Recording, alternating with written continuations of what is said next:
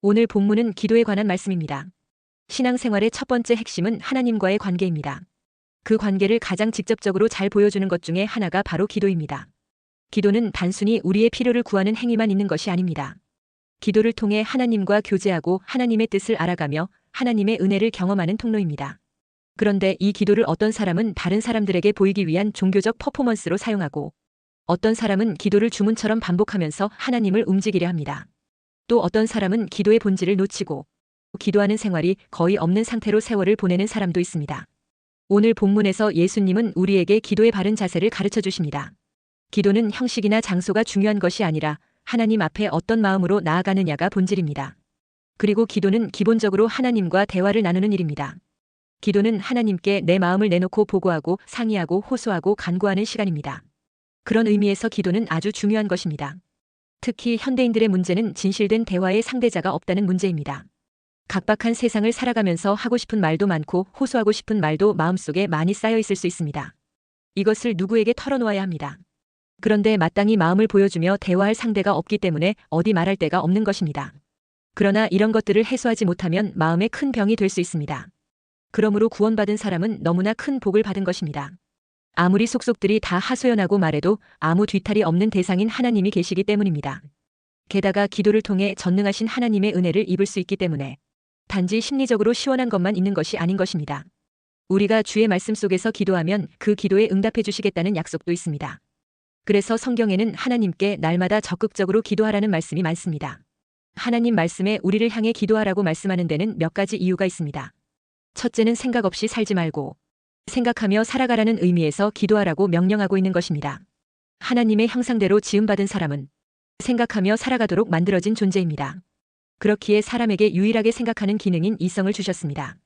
그것은 곧 사람은 아무 생각 없이 짐승처럼 본능적으로 되는 대로 살아가는 존재가 아니라 살아가야 할 방향과 의미를 따라 사는 존재라는 것입니다. 나는 이 세상에서 어떤 가치관으로 방향을 삼아 살아가야 하는 존재인지 생각하며 살아가도록 지음을 받았습니다. 그래서 사람에게는 보다 의미 있고 가치 있는 생각을 하며 살아가는 이성적인 능력을 갖고 있는 것입니다. 사람들이 아무 생각 없이 그저 육신의 정욕과 안목의 정욕과 이생의 자랑을 따라서 살아갈 때 이 세상은 무질서와 혼란 속에 빠지게 되는 것입니다. 그래서 사람들이 조화를 이루지 못하고 자기 이해관계에 따라 싸우다가 분쟁과 다툼이 점점 커져서 전쟁으로 비화되어 온 세상을 비참하게 만들어버리는 것입니다. 오늘 현대인들에 비해 옛날 사람들은 생각하며 살아갈 일들이 많았습니다. 농사를 지으면 생각할 일이 많아집니다. 농사를 짓다가 비가 오지 않으면 사람들은 우선 하늘을 바라보았습니다. 그러면서 우리들이 무엇을 잘못했는가를 생각했습니다. 또 비가 너무 많이 와서 피해가 생겨도 우리들이 무엇을 잘못했는가를 생각했습니다. 먼저 자신들을 반성하는 일부터 했습니다. 그래서 옛날 사람들은 언제나 하늘이 무섭고 두려워서라도 경거망동을 하지 않았습니다.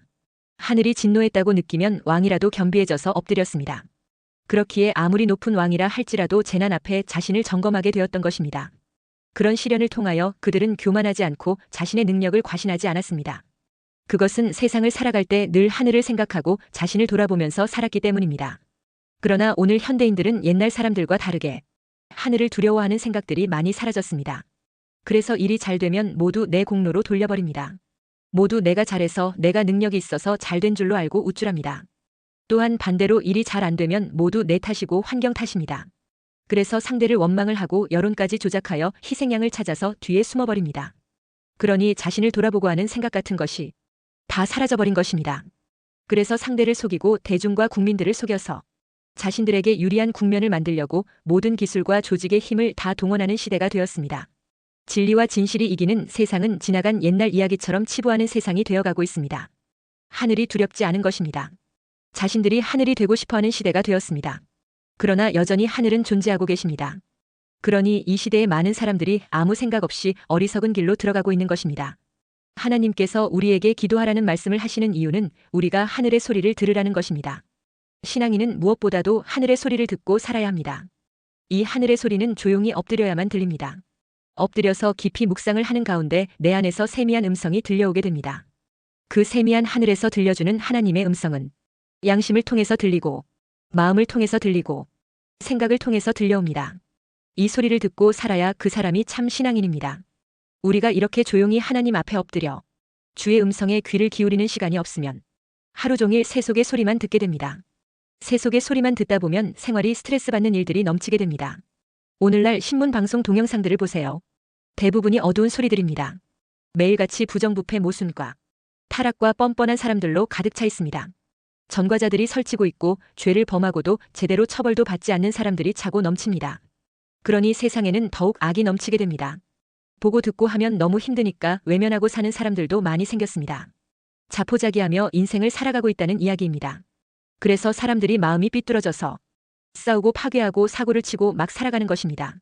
그렇기에 주님께서는 이 혼란스런 세상을 다스릴 수 있는 하나님께 기도하라고 하시는 것입니다. 사람이 기도하고 묵상하고 엎드리면 인간의 소리가 아니고 하늘의 소리를 듣게 됩니다. 부정부패한 사람과 사악한 세상을 놓고 주의 이름을 부르며 기도하면 하나님께서 다스리게 되는 것입니다. 예레미야 33장 2절 3절에 이를 행하시는 여호와, 그것을 만들며 성취하시는 여호와, 그의 이름을 여호와라 하는 이가 이와 같이 이르시도다. 너는 내게 부르짖으라 내가 내게 응답하겠고 내가 알지 못하는 크고 은밀한 일을 내게 보이리라 했습니다. 첫째, 사람에게 보이려고 기도하지 말라 했습니다. 5절에 또 너희는 기도할 때에 외식하는 자와 같이 하지 말라. 그들은 사람에게 보이려고 회당과 큰 거리 어귀에 서서 기도하기를 좋아하느니라 했습니다. 예수님께서 가장 먼저 경계하신 것은 외식하는 기도였습니다. 외식이란 겉으로는 경건한 척하지만 속마음은 그렇지 않은 위선을 말합니다. 유대인들 중에는 기도를 드리면서도 그 목적이 하나님께 영광 돌리는 것이 아니라 사람들에게 경건해 보이려는 것이었습니다. 회당이나 큰 거리 어귀에서 큰 소리로 기도하며 사람들의 이목을 끄는 것을 좋아했습니다. 예수님께서는 이 외식하는 기도를 한마디로 사람에게 보이려고 하는 기도라고 지적하셨습니다. 그러니까 기도하는 사람들이 기도를 하면서 하나님보다 사람을 의식하면서 기도한다는 것입니다. 기도 안에서 하나님과 영적인 교통을 하는 것보다 기도하는 것이 사람들에게 알려져서 자기의 신앙을 드러내 보이려는데 더 관심이 있다는 것입니다. 이렇게 하나님보다 사람들을 의식하며 드리는 기도는 하나님께 상달될 수 없습니다. 하나님보다 자기 만족을 위해 드리는 기도 역시 하나님께 상달될 수 없습니다. 그런데 예수님 당시 바리새인들이 이런 기도를 많이 했습니다. 그러면 외식하는 바리새인들의 기도란 어떤 것입니까? 그들이 하나님께 기도하기를 무척 좋아하는 것처럼 보이는 기도를 한다는 것입니다. 그래서 그들은 하루에 3번씩 정해놓고 기도를 했고 그 전에도 얼마나 기도가 하고 싶었든지 성전을 향하여 기도하러 가는 도중에 큰 길거리 어귀에 서서 기도할 정도였습니다. 그렇다면 바리새인들은 이런 기도를 그렇게 좋아할 정도로 믿음이 있었다는 뜻입니까? 아닙니다. 그들의 기도는 기도의 대상인 하나님을 사랑하고 하나님께 드리는 기도가 아니었습니다. 그들이 기도하기를 좋아했던 것은 기도하고 있는 자기 자신이 너무나 거룩하게 보이고 기도하고 있는 자신이 너무나 위대하게 보였기 때문입니다. 즉 자기 도취 속에서 기도했던 것입니다. 또 한 가지는 길모퉁이에 서서 기도했을 때 사람들이 자기들을 보며 칭찬을 하고 존경의 눈초리를 보내는 것을 잊지 못했기 때문에 하루에 3번씩 그처럼 기도했던 것입니다. 이런 기도는 5절에 내가 진실로 너희에게 이르노니 그들은 자기 상을 이미 받았느니라 했습니다. 그러므로 아무도 보는 이가 없을 때 우리의 모습이 바로 우리의 참모습입니다. 사람들이 볼 때 사람을 의식하고 하는 행동은 우리의 참모습이 아닙니다. 우리의 기도는 외식이 아니라 진실해야 합니다. 진실한 기도가 하나님의 보좌를 움직이게 됩니다. 그러므로 우리는 어떻게 기도해야 합니까? 6절에 너는 기도할 때에 내 골방에 들어가 문을 닫고 은밀한 중에 계신 내 아버지께 기도하라. 은밀한 중에 보시는 내 아버지께서 갚으시리라 했습니다. 기도의 참된 정신은 골방에서 문을 닫고 하는 은밀한 기도입니다. 여기서 골방이란 헬라어 타메이온으로 자물쇠를 잠글 수 있는 곳간을 가리키는데 마음의 밀실이나 건물의 밀실을 의미합니다. 우리는 자신의 골방에 들어가 하나님과 은밀한 교제하는 시간을 규칙적으로 가져야 합니다. 골방 기도는 여러 가지 유익을 줍니다. 첫째, 우리가 바쁜 생활 중 지나쳐버렸던 많은 것들의 가치를 발견할 수 있습니다. 우리는 바쁘다는 이유로 종종 사랑을 잃어버리고 다른 사람에게 무관심하게 대하게 됩니다. 그러나 조용한 기도로 성령께서 이러한 모든 것들을 일깨워 가르쳐 주십니다. 둘째는 자신의 삶에 대해 전체적인 안목을 가지게 해줍니다. 우리는 생활에 얽매여 정신없이 살아갈 때가 많습니다. 골방에서의 조용한 기도는 우리 삶을 넓은 안목으로 볼 수 있는 여유를 줍니다. 그리고 셋째는 우리가 이 같은 기도의 시간을 가지면 하나님의 위로하시고 권면하시는 은혜를 체험할 수 있습니다. 우리가 인내를 가지고 주의 음성을 듣고자 하면 주님은 고요한 중에 우리의 생각과 마음 깊은 곳에서 말씀하시는 것입니다. 그러므로 고요한 중에 들려오는 주의 음성에 귀를 기울이는 시간을 자주 가져야 합니다. 둘째, 은밀한 중에 보시는 하나님 앞에서 기도하라 했습니다. 6절에 너는 기도할 때에 내 골방에 들어가 문을 닫고 은밀한 중에 계신 내 아버지께 기도하라. 은밀한 중에 보시는 내 아버지께서 갚으시리라 했습니다. 예수님은 사람에게 보이려고 사람에게 초점이 맞춰진 잘못된 기도를 지적하면서 참된 기도의 길을 제시하십니다. 바로 은밀한 중에 보시는 하나님 앞에서 기도하라는 것입니다. 기도는 본질적으로 하나님과 나 사이의 은밀한 인격적인 교제입니다. 은밀히 드려지는 기도를 하나님께서 보시고 그 은밀한 수고에 대한 보상으로 하나님께서 친히 함께 해주시고 갚아주시는 것입니다. 은밀한 중에 계신 내 아버지께 기도하라는 것은 형식에 치우친 기도 말고 진실한 마음의 기도를 드리라는 것입니다. 다니엘은 기도하지 말라는 다리오 왕의 조서에도 불구하고 하루 3번 예루살렘을 향해 골방에서 기도했습니다. 다니엘 6장 10절에 다니엘이 이 조서에 왕의 도장이 찍힌 것을 알고도 집에 돌아가서는 윗방에 올라가 예루살렘으로 향한 창문을 열고 전에 하던 대로 하루 3번씩 무릎을 꿇고 기도하며 그의 하나님께 감사하였더라 했습니다. 이 일로 다니엘이 사자굴에 던져졌으나 그의 은밀한 중의 기도가 하나님께 상달되어 사자굴에서 구원받았습니다. 다니엘의 은밀한 기도가 바벨론 제국의 한복판에서 하나님의 권능이 드러나게 했습니다. 그의 은밀한 기도가 결국 공개적인 자리에서 하나님의 영광으로 나타난 것입니다. 하박국 선지자도 망대에 홀로 서서 하나님께 묻고 응답을 기다렸습니다. 하박국 2장 1절에 내가 내 파수하는 곳에 서며 성루에 서리라. 그가 내게 무엇이라 말씀하실는지 기다리고 바라보며 나의 질문에 대하여 어떻게 대답하실는지 보리라 하였더니 했습니다. 하박국 시대는 주전 7세기 후반으로 유다의 도덕적, 사회적, 영적 타락이 극심했던 시기였습니다. 바벨론이 세력을 키워가는 불안한 국제 정세 속에서 하박국은 하나님의 공의가 현실에서 왜 보이지 않느냐는 신앙적 갈등을 겪었습니다. 하박국은 유다 나라 안에 일어나는 불의와 강포와 부정과 억압을 보고 고통스러워했습니다. 그러나 하나님께서 침묵하신 듯이 보여 왜 악인이 형통하고 의인이 고난받고 있는데 왜 하나님은 아무 일도 하지 않으십니까 하고 묻습니다. 하나님은 보라 내가 사납고 성급한 백성 곧 갈대아 사람 즉 바벨론을 일으킬 것이라 했습니다. 하나님은 놀랍게도 바벨론을 들어 유다를 징계하겠다고 하신 것입니다. 그러니까 하나님은 침묵하지 않으셨고 오히려 더 큰 심판을 예비하고 있었습니다. 하박국은 파수하는 성루에 서서 응답을 기다리겠습니다 하며 응답을 기다렸습니다. 그러자 하나님은 응답을 주셨습니다. 2장 3절 4절에 이 묵시는 정한 때가 있나니 그 종말이 속히 이르겠고 결코 거짓되지 아니하리라. 비록 더딜지라도 기다리라. 지체되지 않고 반드시 응하리라. 보라 그의 마음은 교만하며 그 속에서 정직하지 못하나 의인은 그의 믿음으로 말미암아 살리라 했습니다. 지금은 이해되지 않아도 의인은 믿음으로 살아야 한다는 말씀이었습니다. 결국 심판의 도구인 바벨론도 멸망하게 될 것이라는 말씀과 함께 응답을 주셨습니다. 때로는 하나님의 뜻과 방법이 이해되지 않지만 그래도 인간적인 생각으로 판단하는 것은 멈추고 하나님의 관점을 기다려야 한다는 것입니다. 그래서 은밀한 중에 계신 내 아버지께 기도해야 하는 것입니다. 하나님은 때로 침묵하시는 듯하나 여전히 주권적으로 일하시는 분이십니다. 그러므로 우리가 다 이해되지 못해도 이해보다 높은 믿음으로 나가야 하는 것입니다. 그렇기에 의인은 그의 믿음으로 말미암아 살리라 하신 것입니다. 자식이 없어서 괴로웠던 한나도 주의 전에 나아가 은밀하게 보시는 하나님 앞에 마음의 기도를 드렸습니다. 그러자 하나님은 기적적으로 태를 열어 사무엘을 선물로 받게 했습니다. 한나가 성막에 나아가 기도할 때 엘리 제사장은 한나가 술에 취하여 성막에 나아와 술주정을 부리는 줄 알고 책망했습니다. 그러나 한나는 사무엘상 1장 15절 16절에 한나가 대답하여 이르되 내 주여 그렇지 아니하니이다. 나는 마음이 슬픈 여자라 포도주나 독주를 마신 것이 아니요 여호와 앞에 내 심정을 통한 것뿐이오니 16 당신의 여종을 악한 여자로 여기지 마옵소서. 내가 지금까지 말한 것은 나의 원통함과 격분됨이 많기 때문이니이다 하는지라 했습니다. 한나도 은밀한 중에 보시는 하나님 앞에 심정을 토하여 기도하며 아뢰었던 것입니다. 사람은 한나를 오해했으나 하나님은 한나의 은밀하고도 간절한 기도를 들으시고 큰 응답을 주셨던 것입니다. 예수님은 공생애 중에 항상 은밀하고 한적한 곳을 찾아 자주 기도하시며 하나님 아버지와 깊은 교제를 나누었습니다. 마가복음 1장 35절에 새벽 아직도 밝기 전에 예수께서 일어나 나가 한적한 곳으로 가사 거기서 기도하시더니 했습니다. 베드로도 옥상에서 홀로 은밀하게 기도하고 있을 때 하늘이 열리고 환상을 보게 되어 이방인 고넬료를 만나게 되는 일을 잘 감당하게 됩니다. 사도행전 10장 9절에 이튿날 그들이 길을 가다가 그 성에 가까이 갔을 그때에 베드로가 기도하려고 지붕에 올라가니 그 시각은 제6시더라 했습니다. 은밀한 기도는 하나님과의 은밀한 1대1의 관계를 세워줍니다. 교회의 정기적인 기도회나 공개적인 기도도 필요하지만 신자의 영성은 은밀한 개인 기도에서 깊어집니다. 엘리야는 갈멜산에서 제단 대결에서 850명의 바알과 아세라 선지자를 이기고 하나님의 불이 하늘에서 내리는 놀라운 승리를 경험했습니다. 그러나 간교한 이세벨이 엘리야에게 사신을 보내어 열왕기상 19장 2절에 내일 이맘때에는 반드시 내 생명을 저 사람들 중 한 사람의 생명과 같게 하리라. 그렇게 하지 아니하면 신들이 내게 벌 위에 벌을 내림이 마땅하니라 하고 생명의 위협을 했습니다. 그러자 엘리야는 낙심과 함께 큰 두려움에 빠져 광야로 도망갑니다.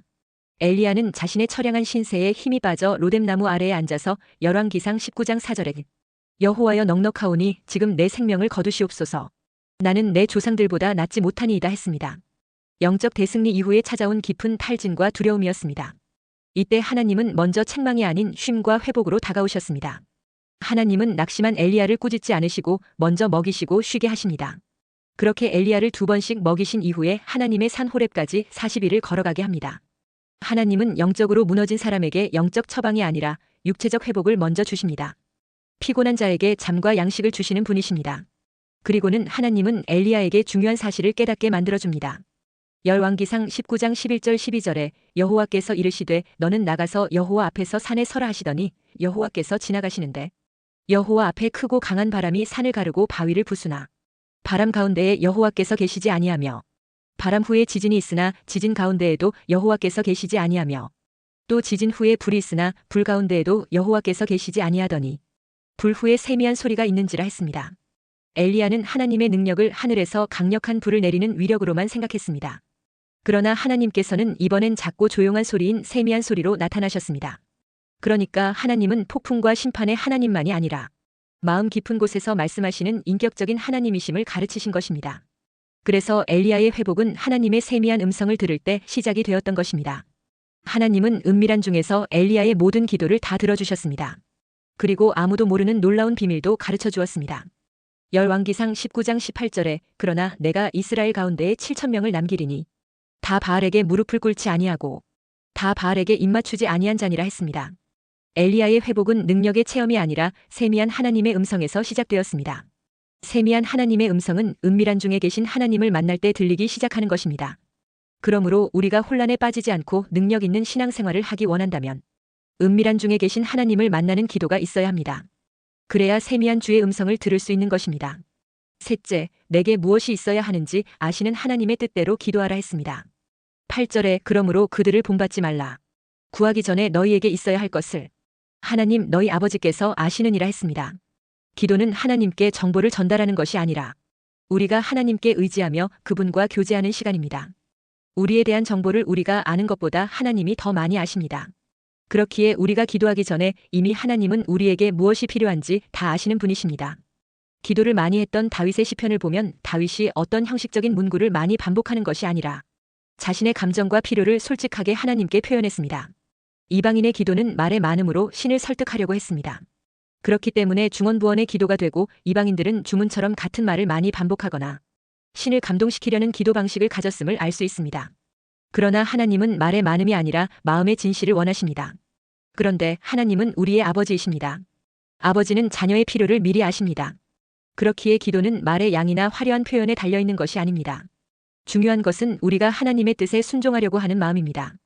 그래서 잘못된 기도는 이방인들처럼 중언부언하는 기도입니다. 7절에 또 기도할 때에 이방인과 같이 중언부언하지 말라. 그들은 말을 많이 하여야 들으실 줄 생각하느니라 했습니다.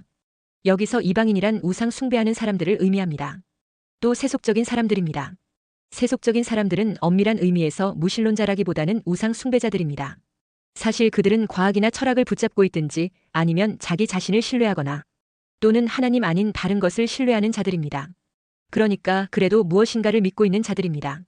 돈과 권력과 쾌락이 그들의 우상일 수도 있고 잡귀신들이나 자연신 등이 우상일 수도 있습니다. 이러한 우상들에게 하는 기도는 의미 없는 기도의 반복인 것입니다. 거기에는 기도하는 내용이 중요하지 않고 기도하는 대상이 중요하지 않습니다. 다만 기도하고 있는 자신이 중요한 것입니다. 그러니 기도를 무슨 주문을 외우듯이 반복하는 것입니다. 그러므로 우리는 성령 안에서 기도해야 합니다. 우리는 하나님 아버지께 예수 그리스도를 통해 성령 안에서 영으로 기도해야 합니다. 왜 그렇습니까? 하나님은 영이시기 때문에 그렇습니다. 에베소서 2장 18절에 이는 그로 말미암아 우리 둘이 한 성령 안에서 아버지께 나아감을 얻게 하려 하심이라 했습니다. 성령은 기도를 통해 우리를 아버지 하나님이 임재해 계시는 그곳으로 이끌어 가십니다. 그래서 우리가 기도하지 않을 때에 성령께서 우리의 연약함을 도우시며 말할 수 없는 탄식으로 친히 간구하신다고 했습니다. 그러므로 우리가 기도하면서 하나님이 너무 멀리 계셔서 내 기도를 듣지 못하시는가 하는 느낌이 들었다면 그것은 뭔가 잘못되었다는 사인입니다. 뭐가 문제일까요? 여기에는 죄가 개입되어 있습니다. 그 죄의 통로를 타고 악한 영이 침입을 했고 작용을 걸고 있기 때문입니다. 시편 66장 18절에 내가 나의 마음에 죄악을 품었더라면 주께서 듣지 아니하시리라 했습니다. 이럴 때는 죄의 고백이 먼저 선행되어야 합니다. 죄의 용서를 받고 가리움을 받는 자는 복이 있다고 했습니다. 응답은 하나님의 기쁨이 되는 자로 사는 자가 되는 것이 관건입니다. 요한일서 3장 22절에 무엇이든지 구하는 바를 그에게서 받나니 이는 우리가 그의 계명을 지키고 그 앞에서 기뻐하시는 것을 행함이라 했습니다. 그러므로 우리의 기도가 응답되지 않았다면 그것은 아마 하나님의 계명을 범한 결과일 것입니다. 주님은 분명히 말씀하십니다. 구하라 주실 것이요 찾으라 얻을 것이요 두드리라 열릴 것이라 했습니다. 이 말씀을 의지하고 기도하다가 응답되지 않아 낙심되어 교회를 떠나고 주님을 떠나는 사람들이 많습니다. 그러나 그 전에 우리가 그의 계명을 지키고 그 앞에서 기뻐하시는 것을 행하는지를 살펴보아야 하는 것입니다. 구하기 전에 우리에게 있어야 할 것을 다 아시는 하나님 앞에 순종하는 자, 그의 계명을 지키는 자가 되어 늘 주님께로부터 응답과 함께 세미한 음성으로 인도받는 믿음의 사람이 되시기를 주의 이름으로 축원합니다.